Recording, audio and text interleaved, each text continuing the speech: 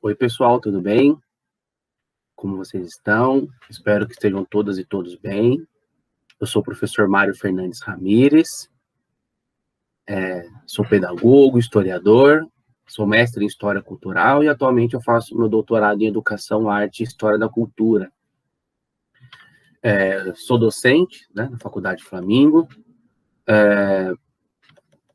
no curso de Pedagogia, também dou aula no curso de Educação Física e, eventualmente, alguma disciplina de Ciências Humanas em outros cursos.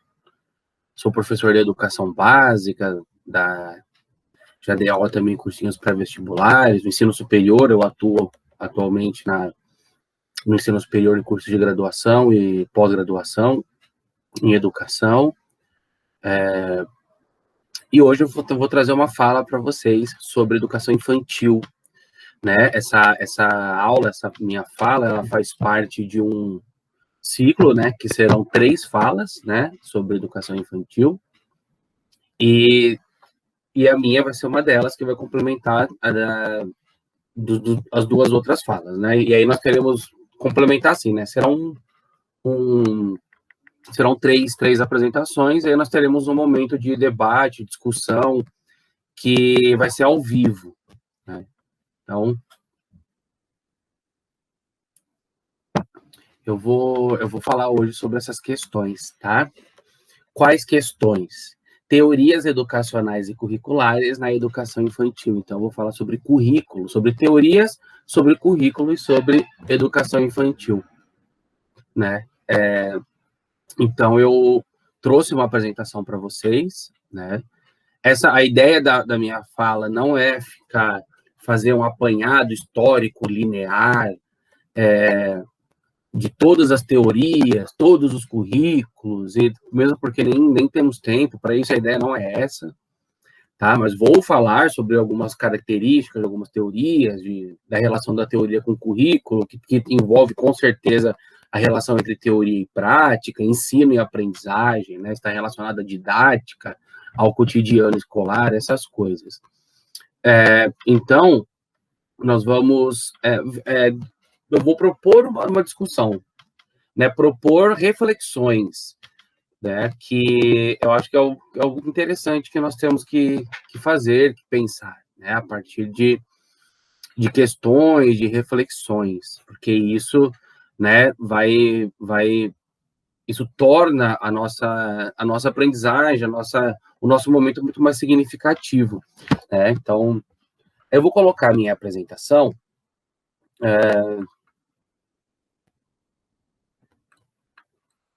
Aqui está.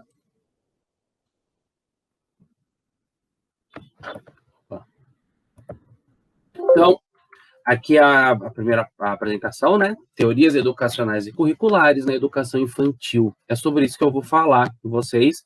Então, eu vou falar nessa aula agora que vocês vão assistir, depois nós podemos trocar ideias no momento ao vivo, né? E aí vocês podem me procurar também, não tem problema. Bom, aqui está o meu e-mail, tá? Vocês podem me procurar, professormariomfr@hotmail.com. Tem o e-mail institucional da Faculdade Flamingo, que é mario.ramirez@grupoflamingo.com, né? Então, podemos conversar posteriormente, tá? E aí eu vou trazer vocês vão ver que eu vou trazer mais questões, né? Mais perguntas mesmo do que apresentar conclusões ou apresentar qualquer coisa do tipo, né? Eu vou trazer mais questões, questionamentos, tá bom? Mais dúvidas, né? Porque eu acho que as dúvidas, elas muitas vezes são muito mais ricas do que as próprias respostas, né? Principalmente quando nós falamos de educação, né? Então, aí eu vou começar aqui, né, a minha fala com uma fala do Paulo Freire, né? A educação como prática da liberdade, ao contrário daquela que é prática da dominação, implica a negação do homem abstrato, isolado, solto, desligado do mundo. Assim também a negação do mundo como uma realidade ausente dos homens. Então, eu já coloco a minha ideia de educação, né, nesse contexto de teorias, currículos, prática, didática, a partir desse ponto de vista. Uma educação, então, como prática de liberdade, uma educação de pensando no ser humano enquanto um sujeito único e, ao mesmo tempo, um ser social, né? Ao mesmo tempo que existe uma diversidade enorme, também deve-se haver respeito, deve-se haver empatia, deve-se formar cidadãos críticos, reflexivos. Então, eu já coloco aqui, né, como que eu vejo essa educação, que é essa ideia da educação como uma prática da liberdade, né? Então, vocês vão perceber isso na fala. E aí, eu gostaria de algumas questões para iniciar, né? Eu gostaria de começar com algumas questões, trazer algumas questões, porque eu creio que a grande maioria das pessoas que está assistindo, né, nos assistindo agora, seja, enfim, em qualquer momento, né, sejam educadoras e educadores, ou trabalhem na educação, na gestão escolar, ou já tenham atuado, enfim, mas vocês estejam envolvidos com educação. E muito provavelmente já estudaram, pelo menos em algum momento, teorias educacionais ou coisas assim, né? No momento de escrever um currículo, essas coisas. E aqui eu vou guiar a minha fala passando por essas questões aqui, tá? Então, primeiro, quais teorias educacionais existem? Eu acho que é difícil, por exemplo, se nós formos lançar um livro, teorias educacionais, por mais que nós coloquemos lá, dificilmente vai abarcar todas as formas de se pensar a educação, né? Mas nós vamos trazer algumas que aparecem mais no Brasil, em cursos de licenciatura no Brasil, em livros sobre história da educação no Brasil, tá? Então, e outra questão aqui é como lidamos com as teorias educacionais no cotidiano escolar. Então, aqui nós estamos falando da didática, da prática, né? Então, de tudo, da organização da escola, da organização do espaço, da organização do banheiro, onde as crianças usam, de tudo, onde as áreas de céu aberto, as áreas abertas, né, da escola, os lugares fechados, refeitórios, materiais. Então, como que nós lidamos, né, com as teorias educacionais no cotidiano? Porque a teoria ela vai existir, né? As referências vão existir. E a outra questão aqui também que vai nos guiar é o que é um currículo. Então, nós vamos pensar que, quando nós falamos currículo, vem várias coisas na nossa cabeça. Existem vários tipos de currículo que nós usamos na nossa sociedade, né? Tem vários tipos. Então, nós vamos pensar o que é o conceito, um pouco de currículo, o que é currículo na educação, né? Como que se fala, que se pensa currículo na educação, né? Ou de forma predominante, né? Porque nem todo mundo pensa da mesma forma, obviamente, né? Mas, enfim, o que é currículo, né? Então, nós vamos falar sobre currículos oficiais e essas coisas. Bom, também vamos pensar em como as teorias educacionais se relacionam com esses currículos. Porque tem pessoas que escrevem o currículo, grupos de pessoas que escrevem um currículo, essas pessoas têm formações, essas pessoas têm intencionalidades, ideologias, elas têm, todo ser humano tem, né? Essas pessoas têm referências, essas pessoas já atuaram muito tempo ou não em sala de aula, essas pessoas têm ligação com a educação. Então, quem que escreve os currículos? Quais são as bases, as referências, né, que essas pessoas têm para escrever esses currículos? Então, isso é muito importante pensar, porque um currículo não se escreve sozinho, né? Ele é um lugar ali de disputa também, né? De disputa de discursos, né? E de ideias e de conceitos, né? Então, e, além disso, também vamos pensar em quais currículos abrangem a prática docente na educação infantil. Inclusive, se nós formos pensar em currículos oficiais, nós vamos ver que há currículos, né, que foram feitos especiais para a educação infantil. E a educação infantil, dentro da educação básica, ela é pensada de uma forma diferente, por exemplo, do Fundamental 1, do Fundamental 2. Então, nós vamos ver como que os currículos lidam com a questão da educação infantil, a questão do ser criança, o que esses currículos consideram como criança, né? O que é ser criança, o que eles consideram que deve ser trabalhado nas escolas para que as crianças tenham um desenvolvimento interessante, pleno, significativo. Tá? Então, a partir disso, nós podemos pensar assim. Quando nós pensamos nas teorias educacionais, nós temos que refletir na relação delas com as práticas. Né? Porque a teoria e prática têm que se relacionar. Né? Se você fala, olha, não trabalho sem nenhuma teoria, trabalha sim. Né? E aí, além disso, né, quando nós vemos pessoas que estão no curso de pedagogia, por exemplo, que começam a ter suas primeiras experiências em sala de aula, no cotidiano escolar, pode ser escolas particulares, escolas públicas, grandes escolas particulares, escolas pequenas, enfim, tem vários tipos, né? Porque também quando nós falamos de escolas particulares, tem vários tipos, escola pública também, então não dá para generalizar. Mas, de qualquer forma, quando elas começam ou eles, né? Às vezes eu tenho o costume de falar elas, porque a grande maioria de pessoas que cursam a pedagogia são mulheres, né? E é o curso que eu tenho atuado mais. Mas, de qualquer forma, é muito comum vermos, né? As pessoas falarem, nossa, professor, teoria é uma coisa, mas na prática é outra. Né? Aqui na teoria tudo é lindo, chega na prática uma loucura, um caos, bagunça, não tem material, e sabemos que muito disso é realidade, sim. Né? Porque, ao meu ver, uma das questões que os cursos de pedagogia deixam de trabalhar, que é uma questão muito importante, é justamente essa relação entre teoria e prática. Que os estágios são uma oportunidade muito interessante de ser feito, mas os estágios acabam sendo feitos muitas vezes no desespero, na pressa, na correria, porque as pessoas trabalham, não podem sair dos seus empregos, não tem tempo, é complicado, é uma realidade complexa, não é uma realidade simples, né? Essa realidade das pessoas que cursam o ensino superior e tem que fazer estágio, tem que trabalhar, mas de qualquer forma, os cursos têm que falar muito sobre teoria e prática, por exemplo, fazendo estudos de caso. Né? Tem vários autoras que falam sobre estudos de casos de ensino. Né?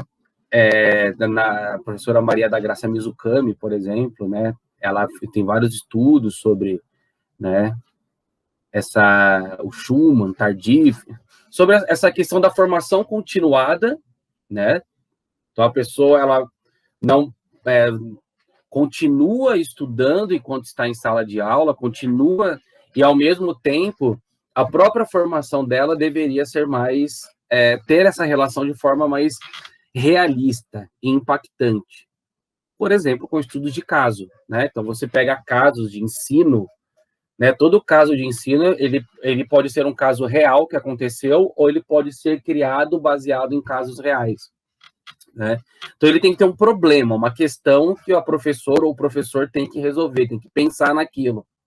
Né? Da mesma forma que outras profissões, as pessoas estudam casos, por exemplo, você vai estudar direito, você estuda vários casos que aconteceram para, né? Então, é uma forma interessante. Mas, de forma geral, é muito comum as pessoas falarem isso, que a teoria não tem nada a ver com a prática.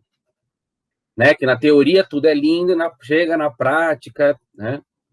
E aí eu coloco a questão aqui, ora, então como fazer para que essa relação seja significativa e possibilite, né, uma aprendizagem autônoma e consciente? Como fazer, então? Como fazer? Né? Porque se nós pensarmos dentro da educação, as relações mais importantes são a relação ensino-aprendizagem e a relação entre teoria e prática. Né? Então, essas relações, elas têm que ser muito... são relações complexas e têm que ser constantemente trabalhadas. Né? Então, E aí, pensando nisso, né, se nós formos pensar aqui na questão do trabalho em sala de aula na educação infantil, peguei como referência o Dia do Índio. Dia do Índio. Né? Como que, de onde que eu tirei isso aqui? Tem aqui, né, os endereços, todas as imagens que eu tenho, tem as referências, né?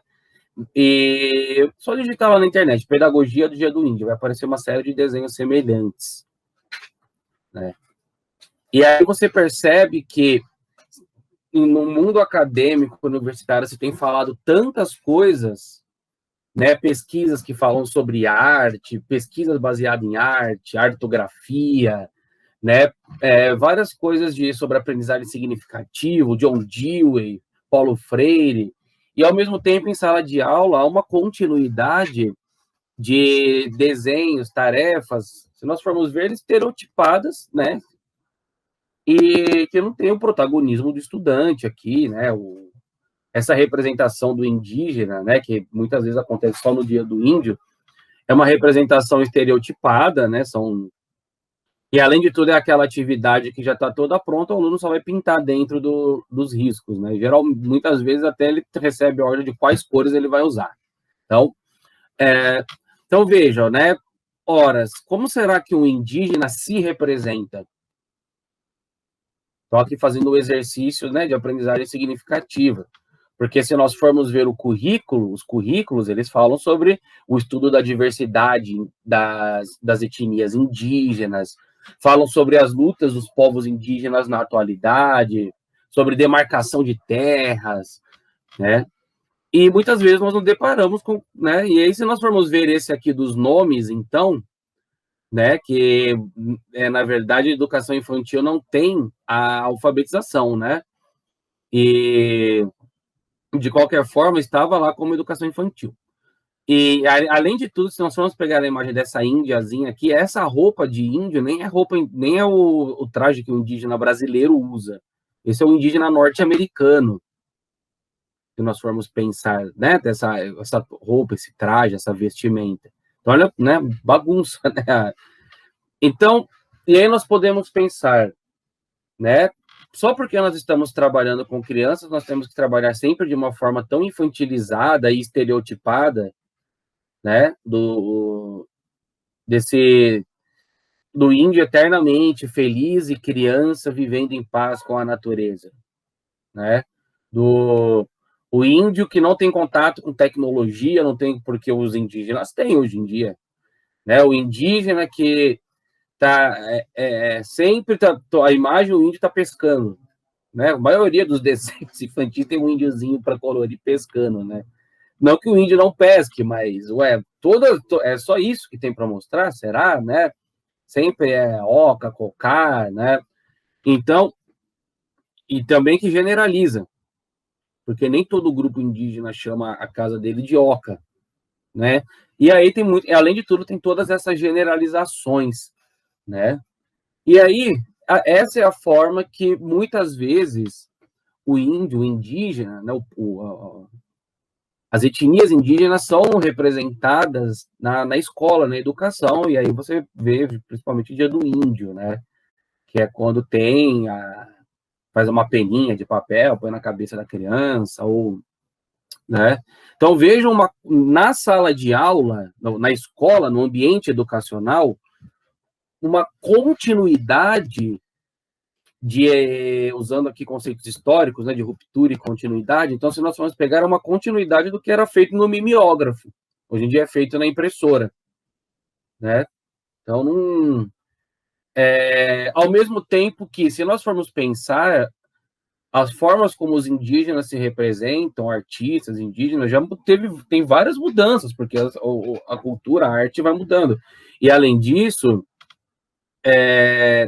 existem várias outras rupturas e outras transformações, outras coisas que poderiam ser vivenciadas, exploradas, trabalhadas dentro de sala de aula. E aí, se nós formos ver, como que uma indígena se representa, uma artista indígena, né? Aí aqui eu trouxe duas imagens da Arissana Pataxó, que é uma artista indígena. Então, olha a representação de uma artista indígena dos índios. Como que ela representa? Então, não é porque ele usa bermuda, né, os meninos, e porque usa máquina fotográfica que deixa de ser índio, né?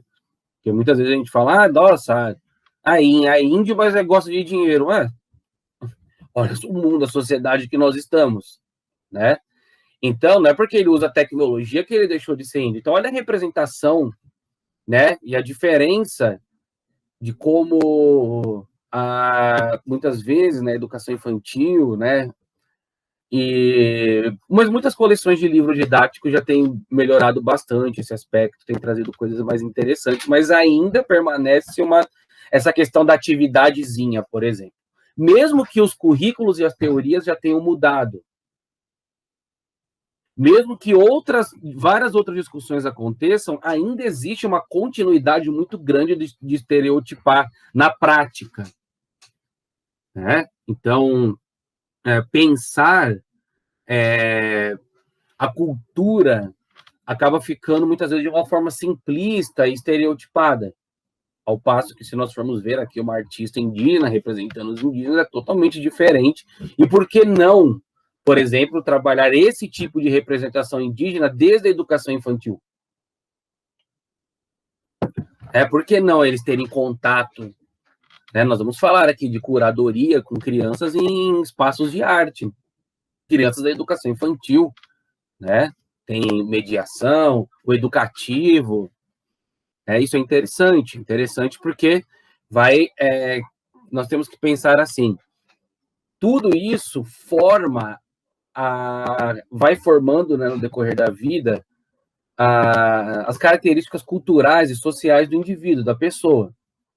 Então, se a escola sempre apresenta aqueles desenhinhos estereotipados, aquela coisinha toda, isso vai ser a formação, a referência dessas pessoas, né? Então, por que não ter referências mais significativas com elas, né? E aí nós podemos pensar, primeiro, né, vou colocar aqui, todas as práticas se relacionam com alguma teoria, mesmo que de forma inconsciente. Pode falar, nossa, professor, mas faz 20 anos que eu dou aula, eu nunca estudei nenhuma teoria, mas você tem alguma referência. Muitas vezes são referências sua de quando você foi aluna, quando você foi aluno.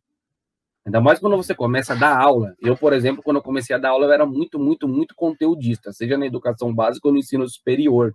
Conteúdo, lousa, conteúdo, que era a minha referência, né? Aí você vai dar aula na educação infantil, você muitas vezes usa atividadezinhas que você fazia na sua educação infantil, brincadeiras que você brincava. Então, é comum. Então, você tem referência, sim, tá? Você tem referências teóricas. Você pode fazer algo tradicional, você pode, às vezes, estar usando conceitos de forma inconsciente do John Dewey, do Paulo Freire, né? E aí, isso é interessante, ó. Eu coloquei aqui, ó, nossas memórias e vivências, junto a estudos e outras referências, compõe a teoria na qual nossa prática irá se basear, irá se relacionar. Tá? Mas não é porque eu digo isso que tem que ter a teoria e a prática sempre baseada na teoria. Não. Coloquei aqui, isso daí muitas vezes acontece de forma inconsciente. Tá? Se eu falar para cada pessoa que está assistindo agora essa aula, olha, aqui tem uma criança de 5 anos, 6 anos. Criança de 6 anos, começando aqui no Fundamental 1. Como que você faria para alfabetizar essa criança? Cada uma de vocês vai pensar métodos, né, formas. Isso é uma reflexão teórica. Tá?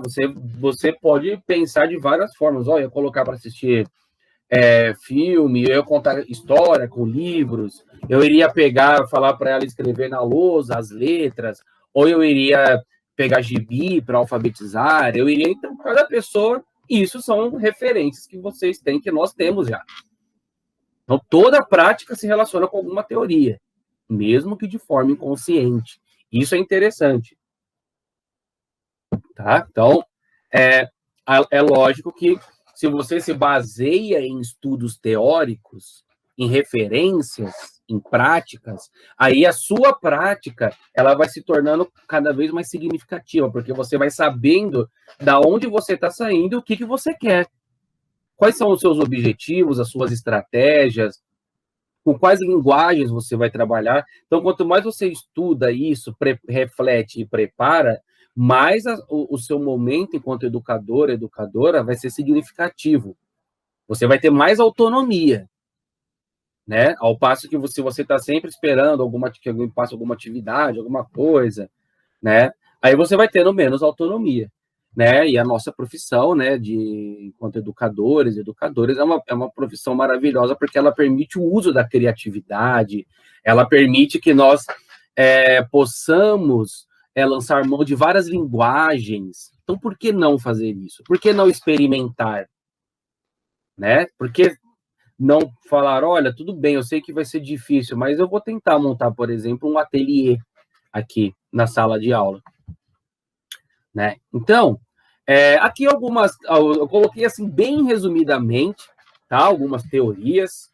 Então, as teorias, eu coloquei aqui as tradicionais. Tem a tecnicista, que é aquela mais técnica, né? Pautada na memorização, na cópia, naquela avaliação da memorização, né? Que ela é bancária, como Paulo Freire diz, né? Que o professor só transfere para o aluno, né? Deposita as coisas no aluno e o aluno não tem nenhum papel ativo. Né? Ela é baseada naquela rotina da fábrica, né? Do Fordismo, do Taylorismo. Então, as educações, os modelos tradicionais, né? As teorias, elas têm essa característica. As críticas, também chamadas de estruturalistas, já são teorias pautadas pela crítica social, pelo conceito de luta de classes, né? Pautadas aí pelo ideal do marxismo, por exemplo, que tem o currículo tem que ser um currículo crítico, né? De uma teoria crítica. Então, o currículo ele tem que olhar para tudo isso, relações de poder, classe social, busca por democracia, igualdade. E as teorias pós-críticas ou pós-estruturalistas, elas são mais voltadas ao cotidiano, às culturas, né? Então, nós temos, por exemplo, Pierre Bourdieu, influenciados também pela fenomenologia, né? Do Edmund Husserl, podemos pegar essa influência na educação, né? O próprio Paulo Freire tem muito da fenomenologia, né? Que são essa ideia dos fenômenos que acontecem na sua vida, no seu ambiente, no seu local, são esses que vão formar a sua estrutura cultural, social. Tem até um livro do Paulo Freire chamado A Importância do Ato de Ler, que ele fala das experiências dele desde a infância, sendo alfabetizado, né, embaixo sob uma mangueira, uma árvore, né. Então, é muito essa ideia, né, E nós podemos pensar num grande guarda-chuva que é o construtivismo, que é relacionado à psicologia, né, do Piaget, do Vygotsky, né, que fala sobre interacionismo, socio-interacionismo, e é pautada pelo protagonismo dos estudantes. E aí daí saem várias outras teorias que vão dialogando entre si, né? Então, podemos pensar aqui propostas de abordagens significativas, né? Temos a Reggio Emilia, né? Então eu vou colocar algumas imagens aqui, eu vou falando. Então a Reggio Emilia fala sobre o ateliê, sobre o espaço de experiências, de vivências. Aí você fala, nossa, professor, mas eu vou criar um ateliê na escola? Um ateliê, da forma como é proposta em Reggio Emilia, por exemplo, é muito mais barato do que você comprar 30 toneladas de EVA, TNT, colas coloridas. Você vai gastar muito mais no material que você vai destruir, ou em brinquedos plásticos, que também se destroem muito rápido, né? Você vai gastar muito mais do que num ateliê, conforme proposto em Reggio Emilia. Só que a questão é que para ter o ateliê, você tem que estudar, você tem que propor, né, questões interessantes para que os alunos se desenvolvam, para que eles experimentem. Então, também tem a ideia da abordagem Pickler, né, que entra aqui nessas abordagens, né, e a abordagem Pickler é interessante que eles falam muito, né, a Amy Pickler falou muito sobre bebês e crianças pequenas, a questão da liberdade do corpo, do explorar o espaço, né, e eu trago para o curso de pedagogia, por exemplo, reflexões sobre essas abordagens, porque eu percebo que no currículo dos cursos, muitas vezes isso não aparece. Aparece muito metodologias para dar aula de ciências, história, geografia, só que pouco se fala da educação de bebês e crianças pequenas, que é onde uma grande parte dos estudantes, das estudantes de pedagogia atuam. Então, a abordagem Pichler, Reggio Emilia, para a educação infantil, né? E aí temos também a pedagogia Waldorf, né, que tem a relação com a música, muito respeito ao tempo dos estudantes, né? Então, é dividido em setênios, onde o estudante, ele vai, o aluno, enfim, ele vai ter o tempo necessário para ele ficar em determinada proposta, em determinado material. Os materiais são todos pensados em desenvolver várias áreas da pessoa, do estudante, né? Então, não é aquela questão do tudo com horário determinado, não. O estudante, se ele quiser ficar 1 mês, 2 meses observando determinado fenômeno, ele pode fazer isso, ele tem essa... E vejo que todas essas são teorias que trazem bastante a ideia de autonomia dos estudantes, né? Aqui é um ateliê de Reggio Emilia, né? Então, se vocês forem ver, o espaço, ele é um espaço limpo não só no sentido de limpeza mesmo, mas limpo no sentido de não ter um monte de móveis, um monte de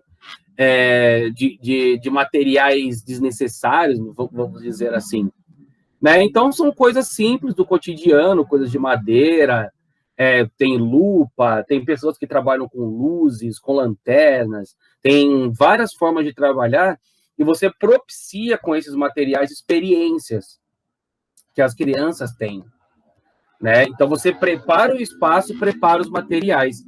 E aí vocês podem entrar, existem vários blogs, né, várias pessoas que têm estudado isso de uma forma muito interessante, né? Vocês podem pegar a professora Ana Bárbara dos Santos, o Tiago Pacheco, a Marcela Chanan, a Lidiane Loyola. São pessoas que têm estudado muito e postado coisas, né, sobre essas relações e essas formas de você criar espaços sem você precisar. Tem espaços tem ateliês que são feitos com tintas naturais e elementos da natureza, galhos, folhas, né? Então você tem uma proposta muito mais interessante a partir de pensar o espaço, organizar o espaço e possibilitar a prática. E as crianças vão fazer as descobertas. Então, tem muitas coisas aqui, né? Nessa mesa aqui, olha, tem lupa, tem lanterna, tem fita métrica. Então, vejam, são materiais que muitas vezes nem são criados para a escola. Nem são imaginados, olha, vou criar essa lupa para a escola. Não, né? Mas aí na educação isso vai possibilitando descobertas. Então, vejam como que na prática dá para fazer essas teorias, né? Então são escolas públicas, né? E aí aqui pensando, né, em teorias e educadoras que trazem essas ideias de abordagens significativas, né? A partir de teorias tem a abordagem é fundamental, né? Então nós temos o John Dewey, que trouxe a ideia da experiência, mas não a experiência com esse viés científico apenas, a experiência enquanto estesia, enquanto algo significativo que transforma a pessoa. Então, a criança, ela vai ter nesses espaços aqui, por exemplo, do ateliê, várias experiências. Então, é um espaço de experiência, né? Que vai ser significativo, que ela vai, né? Temos aqui a professora Miriam Celeste Martins, né? Que ela fala muito sobre mediação cultural, sobre ir a espaços de cultura, né? Museus, por exemplo, a importância dos educativos, né? Dos setores educativos desses locais, e como trazer isso para a escola. E é interessante, por exemplo, a Pinacoteca do Estado de São Paulo, eles têm uma mochila que as escolas podem ficar um tempo com essas mochilas, que tem várias propostas de jogos, né, de tudo baseado nas obras de arte do museu. Eles têm várias obras em miniatura para fazer jogos nas escolas. Então, né, nós podemos pensar na professora Alice Proença, que, entre outras coisas, fala de documentação pedagógica, né, a professora Suzana Rangel, que fala de arte e educação, muito, né, inclusive sobre essa ideia do ateliê, de materiais não estruturados, né? Enfim. O Paulo Fock, que ele fala muito sobre a primeira infância, sobre bebês, né? Tem uma fala bastante baseada nessas abordagens que nós estamos falando. E a professora Ana May Barbosa, que ela tem uma ideia, né? Ela trouxe da abordagem triangular, né? Principalmente pensando na arte, né? Que é a ideia de você não só contemplar e estudar a história, você também fazer, né? Tudo isso daqui nós estamos trazendo a ideia do fazer, do estudante autor, do aluno, da criança, né? Nós estamos falando de criança, da criança autora, protagonista. Tá? E aí, eu trouxe aqui, né? Então, como nós falamos em mediação cultural, crianças, né? Em momentos de mediação em museus. Então, olha que interessante, né? Em muitos locais, em muitos museus, você tem já o setor educativo, não tem nem valores cobrados. Muitas vezes existe até a ajuda para levar as crianças até os locais, né? Hoje em dia tem muito os sites, né? Muitos galerias e museus têm as suas. Você faz a visita virtual, né? Também dá para fazer com as crianças a visita virtual.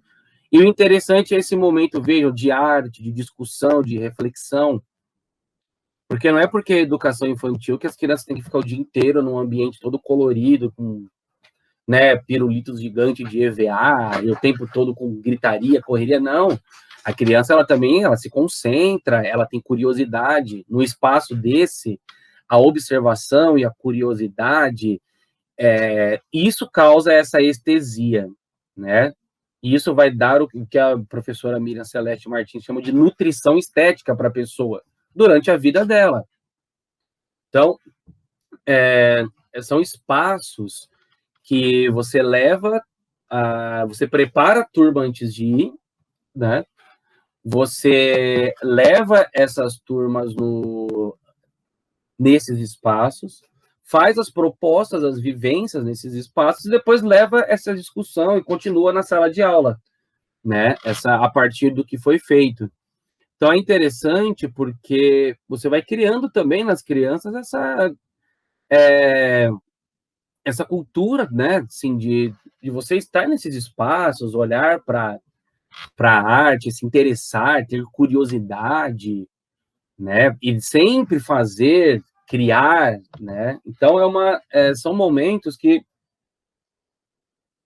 muitas vezes existem essas possibilidades, né? Então, é uma prática que ela tem a ver muito com essas teorias da pedagogia da autonomia, né? Dialoga muito com o John Dewey, né? Então, você pode ter um ateliê na escola e, ao mesmo tempo, você visita locais de arte. Isso é muito interessante. E são práticas que não têm um custo oneroso gigantesco. Tá? Apesar de eu saber que existem várias questões nas escolas, questões do transporte, né? Mas dá para fazer, né? E como nós vamos lidar, então, com essas teorias no cotidiano, né? Então, para isso, nós temos que pensar na prática docente. Como que é a prática docente, né? Então, a prática se relaciona com todo o cotidiano escolar, com os currículos oficiais, os projetos pedagógicos das instituições, famílias, localidades e tudo isso, né? Então, é ilusório pensar que há uma teoria que resolverá todos os problemas em todos os momentos. Isso não dá. A teoria, ela se faz junto com a prática, elas se constroem juntas, né? E aí, no livro da professora Magda Pisquetola, ela traz o John Dewey aqui, falando que novas concepções de educação não serão capazes em si de modificar a escola. Elas serão úteis somente quando os significados e valores que essas concepções encarnam já fizeram parte da realidade cotidiana e da realidade da experiência cotidiana de professores e alunos. Que é exatamente isso. Não adianta, o John Dewey falou que não adianta você ter várias novas... Gente, o John Dewey escreveu isso aqui na década de 20 ou de 30, eu não lembro, tá? Então, olha como ele já pensava que não adianta você ter novas práticas, no nosso caso, novas tecnologias, novas teorias, novas tecnologias, novas possibilidades, e permanecer com uma mentalidade ainda de que a criança tem que ser copista, de que a criança não é capaz, de que você sempre tem que mandar, sempre tem que direcionar tudo que a criança faz, sempre tem que dizer o que ela tem que fazer, né? Então não adianta você estar ainda nessa prática enquanto existem tantas teorias que podem te mostrar outros horizontes, né? Então, a partir disso, né, pensamos assim: dificilmente, então, as teorizações ajudarão a renovar as práticas, o que requer teorias que tanto iluminem as experiências vividas dos grupos sociais, como deixem iluminar as lutas desses grupos. O avanço teórico, em resumo, não pode ocorrer de costas para a escola. A questão não é um conjunto de respostas, mas tornar possível uma prática diferente. Então, e aqui, né, mais duas citações, uma do John Dewey, que ele faz parte do caráter mesmo da mente criativa, buscar e captar qualquer material que a estimule para que o valor desse material seja exprimido, de espremer mesmo, né, e se converta em matéria de uma nova experiência. Então, olha a ideia de possibilitar, a partir de um espaço, a partir de materiais, essas vivências, essas experiências significativas, né? E aí o Paulo Freire fala, né, a reflexão crítica sobre a prática se torna uma exigência da relação teoria e prática, sem a qual a teoria pode ir virando blá, blá, blá, e a prática ativismo.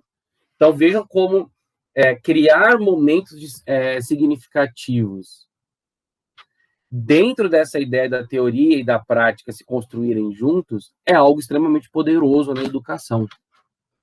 Né? É algo que nós temos que começar a ter sempre essa coragem, vamos dizer, né?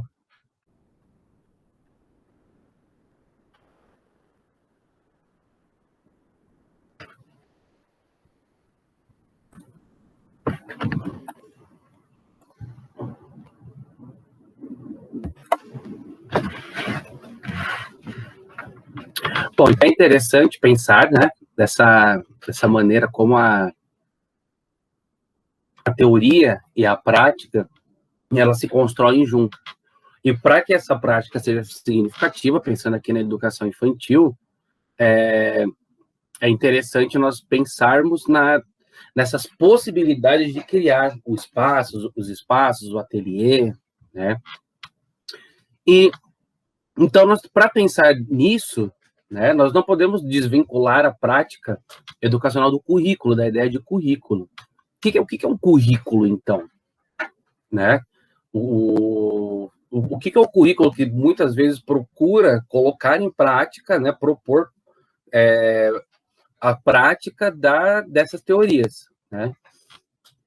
Então, na nossa sociedade, o currículo ele pode ser considerado informações sobre trajetórias de pessoas, instituições, né? Currículo profissional, por exemplo. E no caso da educação, o currículo ele se volta para os conteúdos a serem abordados. Em muitos casos, as maneiras como esses conteúdos devem ser experienciados nas instituições. Então, olha que interessante, né? O currículo, ele propõe uma base, né, do que vai ser vivenciado, experimentado, né, de conteúdos. Então, se você pegar um currículo do fundamental, médio, ele já tem as divisões dos conteúdos, as disciplinas, das áreas, das grandes áreas, ciências humanas, né, ciências da natureza, e ali tem as subdivisões em disciplinas. Na educação infantil, não. A educação infantil ela não tem disciplinas, ela ainda não é disciplinar. Né? Então, ela ainda ela é baseada nos campos de experiência, né? E existem currículos especiais para a educação infantil. Se nós pensarmos na formação de professores e professoras, ainda é muito comum, né, igual tem a citação aqui do professor José Carlos Libânio, falando que é muito voltado para as metodologias de ensino. Então, metodologia de ciências, metodologia de matemática, metodologia de história, que não é errado, né? Mas pouco se fala fala sobre a prática da educação infantil, né, do bebê, da criança com 3 anos, 4 anos. Então, da primeira infância, primeiríssima infância. Né? Então, essas disciplinas teóricas de fundamento, currículo, avaliação, que é justamente isso que nós estamos vendo, em muitos casos elas perderam peso e entram disciplinas que muitas vezes fogem ao que é de fato a prática educacional da pedagoga, do pedagogo no cotidiano. Isso é uma informação interessante, né? Porque as disciplinas no curso de pedagogia que proporcionam, que fazem parte do currículo de pedagogia, né, são voltadas muitas vezes para essa prática disciplinar ou para atuação em locais que não são a sala de aula, quando na verdade a prática, para onde as pessoas vão trabalhar, é justamente a escola, né? Então existem os currículos oficiais. Então, nós temos que estudar a formação do professor, da professora, também tem que ser baseada nos currículos. Nós não somos obrigados a concordar com os currículos, nós temos que ser críticos, né? Os currículos têm que se transformarem, eles têm que mudar. O currículo é um local de disputas, né? O currículo é disputa, né? Igual eu falei no início, alguém escreve o currículo, né? Alguém é um grupo que discute o que vai ter, por que vai ter isso, por que vai ter aquilo, né? E no caso hoje, o que nós temos como referência de currículo nacional é a Base Nacional Comum Curricular, que é a BNCC, né? Então, ela aborda todos os níveis de educação do Brasil, né, até o nível superior, e ela tem até o nível médio, desculpa, é o nível básico, né, ela aborda, e então ela fala sobre educação infantil, sobre o Fundamental 1, Fundamental 2 e o médio, né, qual é a base curricular, ou seja, de conteúdos que esses ciclos devem ter, né, e então nós não precisamos concordar com a BNCC, e nós temos que fazer um estudo crítico da BNCC, mas temos que relacionar a nossa prática com ela. Por quê? Porque a educação ela tem as esferas. O país tem, né? Federal, nacional e municipal. Então, esses são sistemas de ensino, sistema federal, sistema estadual, sistema municipal. O estadual e o municipal, eles também têm os seus currículos. Né? Em uma disciplina que eu dei, trabalhei, né, no semestre passado com uma turma, numa instituição, nós estudamos os currículos dos municípios. E como é interessante, como é uma faculdade do Sul, lá de Santa Catarina, de uma cidade de Santa Catarina, né, eles trouxeram vários currículos municipais locais, e aí nós fizemos comparações com a BNCC, principalmente voltado para a educação infantil, Fundamental 1, né? Então, nós vimos que existe muitos estão alinhados, né? Alguns estão mais detalhados, e alguns são praticamente um espelho da BNCC. Bom, então todos esses documentos têm que compor uma formação constante dos docentes. Nós não podemos ser professor e nunca ter lido antes da BNCC, por exemplo, havia o PCN, né? Que era para o primeiro e segundo ciclo, né? O PCN eram os Parâmetros Curriculares Nacionais, que foram criados em 98. Então, a BNCC ela entrou em vigor em 2017, 2018, ela foi sendo implementada.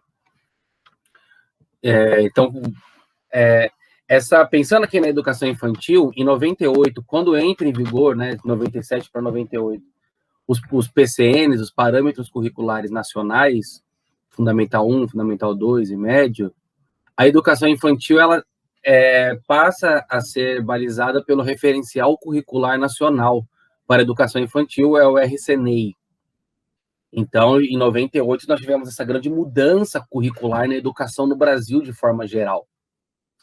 Né? E aí, o RCNEI ele tinha uma orientação de conteúdos, objetivos de aprendizagem. Ele não tinha uma ideia ainda da criança ser a protagonista de forma do seu aprendizado, da sua construção. Então, no RCNEI, o foco está no desenvolvimento integral da criança, mas ela ainda é vista como alguém que responde aos estímulos dados por adultos na escola, né, professores. Então, a criança, ela ainda é vista como alguém que está lá para receber, né, o estímulo, receber algo e apenas responder aquilo, não para protagonizar o momento da experiência. Né? Então, por exemplo, chegar lá e falar, olha, todo mundo vai pegar, vai molhar a mão na tinta, a gente vai colocar as mãos aqui, tudo, a criança, ela tem um movimento todo controlado ali, né? Ela recebe a ordem, faz, tá pronto, não se suja, lava a mão e vai para a fila. Então, mas para mim, mesmo assim, já foi um avanço, né? Em 2009, né, entra em vigor em 2010, as diretrizes curriculares nacionais para a educação infantil, né? Que, inclusive, essas diretrizes são a base da parte da educação infantil da BNCC. Então, as DCNs, elas ainda estão muito fortes no PCN. Né? Então, a atenção é voltada para a criança. A criança é protagonista. Tá? No acesso à cultura, conhecimento científico, contato com a natureza, observação. A criança é a autora. A criança, ela já tem não precisam todos os trabalhos serem, cada criança vai ter a sua experiência, cada criança vai fazer algo de acordo com ela, com o que ela pensa, com o que ela sente, vai usar as cores, os materiais, que ela vai ser a protagonista. Né? E a concepção de criança se amplia, né? Então fala sobre a questão das condições sociais, né, que são essenciais para o aprendizado. A criança, ela é um sujeito, né, do ativo, né, do processo de aprendizagem, e ela é vista com complexidade e potência. Então, ela não é mais vista como um sujeito que nada tem a oferecer e apenas recebe, não. Ela já é vista como um sujeito que cria, que produz, que olha, que observa, né? Pegando aqui o conceito do tempo poético do Marcelo Bueno, né, que é aquele tempo que a criança tem que ter para olhar, às vezes olhar uma trilha de formiguinhas e olhar, né, que não é aquela coisa, olha, vai lá, olha só um pouquinho, depois pega, vamos para a fila. Então, já é uma concepção da criança, né, muito mais interessante. E aqui ela reforça a BNCC a ideia da criança como protagonista. Tá? Então, ela tem a criança, ela é criadora, né? Ela é autora de várias coisas no cotidiano escolar. Ela é autora do cotidiano escolar, né? A ideia é que seja um cotidiano cada vez mais democrático. E, então, são esses currículos oficiais, né? Então, aqui eu trouxe, né, primeiro esse par de imagens. São os referenciais, né, curriculares, o Referencial Curricular Nacional para a Educação Infantil, que são 3 volumes, né, que é esse que entrou em vigor em 1998, ao lado das diretrizes curriculares nacionais para a educação infantil, que entrou em vigor aí em 2009 para 2010, né, e é o que é a base da BNCC para a educação infantil.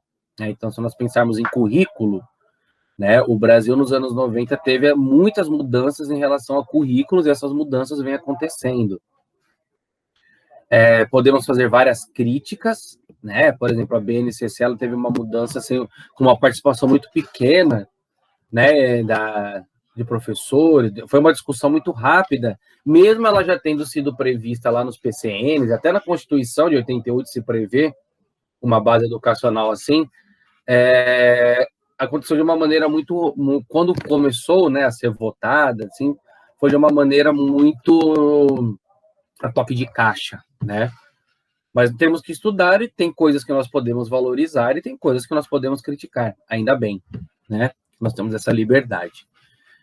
E aqui, sobre a educação infantil, né, eu vou pegar um pouco mais a BNCC, que é o que está em vigor, né, o currículo que está em vigor nacional.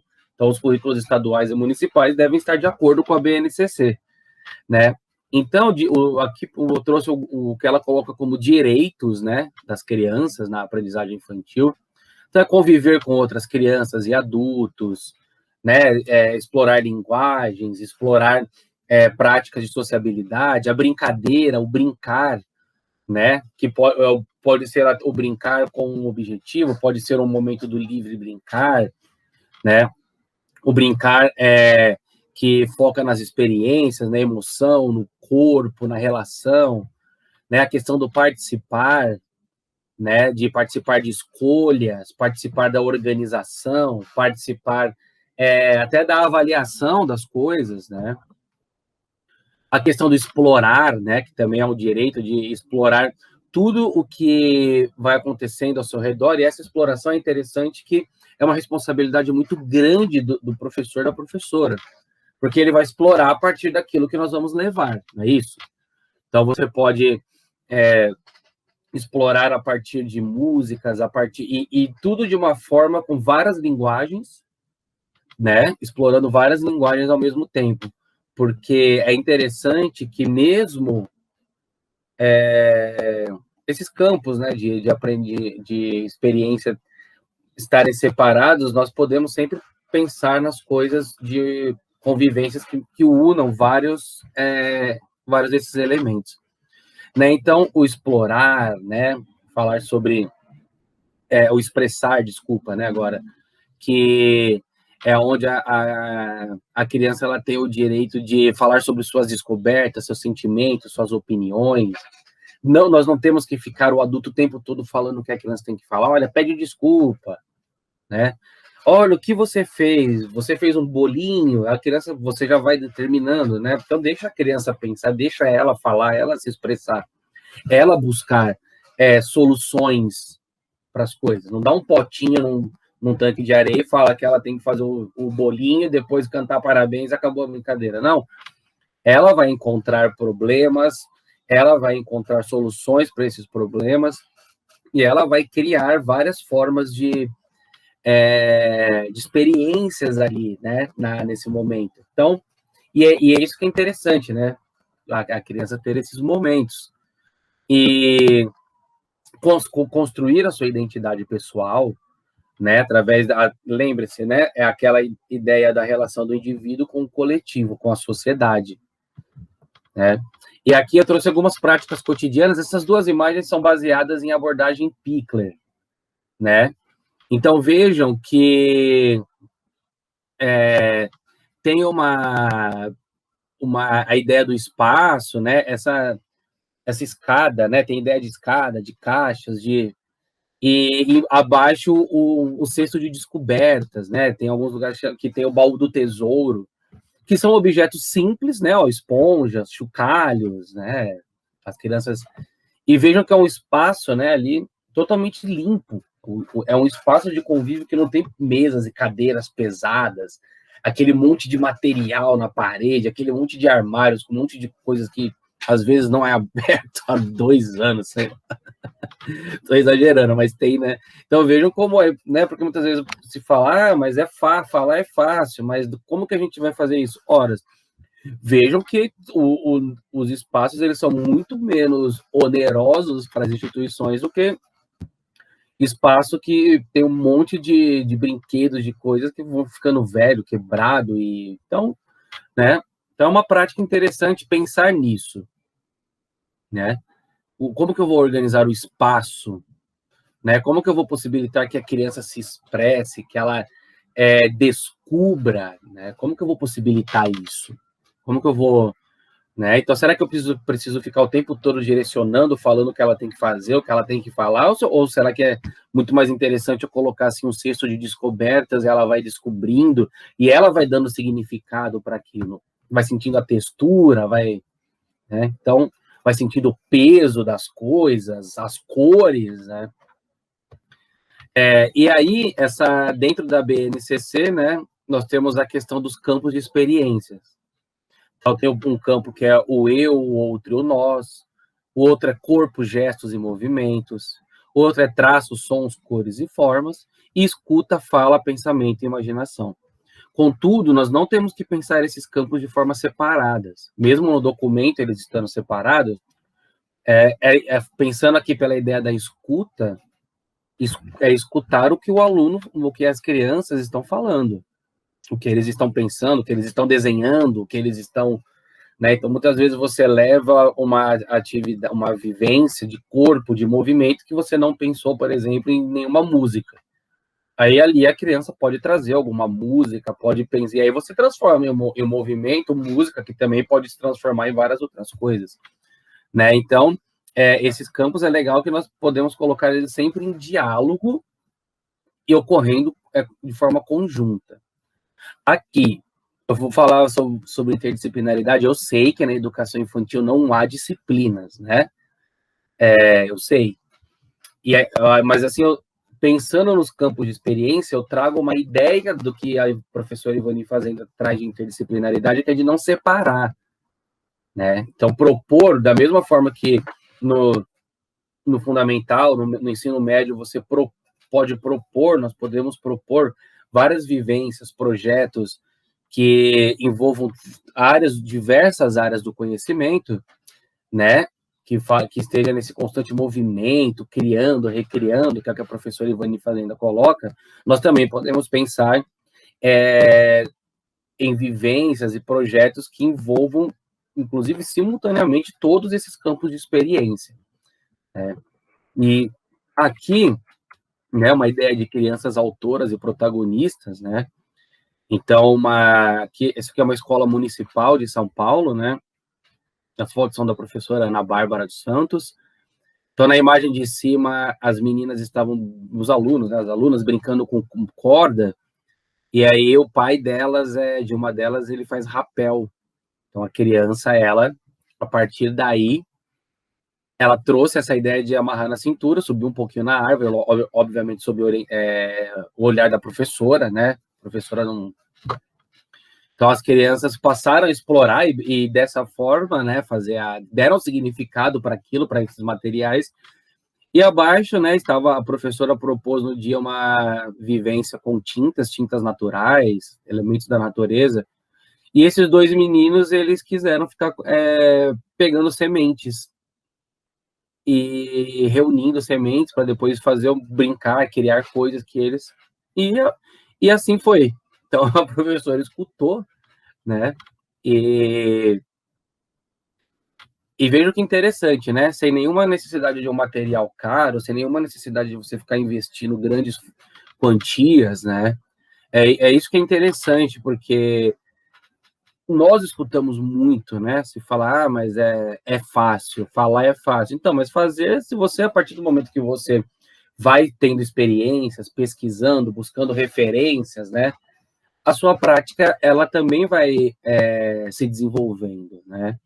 Então, aqui as referências bibliográficas, tá? Eu vou disponibilizar o material, as referências todas, e o blog Narrativas Infantis, que é um blog muito interessante, mas tem vários outros, né? Igual eu falei, todas as pessoas que eu falei, né? Algumas das pessoas lá no começo, elas têm blogs também, né? E espero que vocês tenham gostado. Eu vejo vocês no nosso encontro ao vivo, né? Que vai acontecer, tá bom? E aí nós podemos conversar e vocês podem me procurar também, sempre para tirar dúvidas, para conversarmos, falarmos sobre leitura, sobre práticas de educação, tá bom? Um grande abraço e até breve.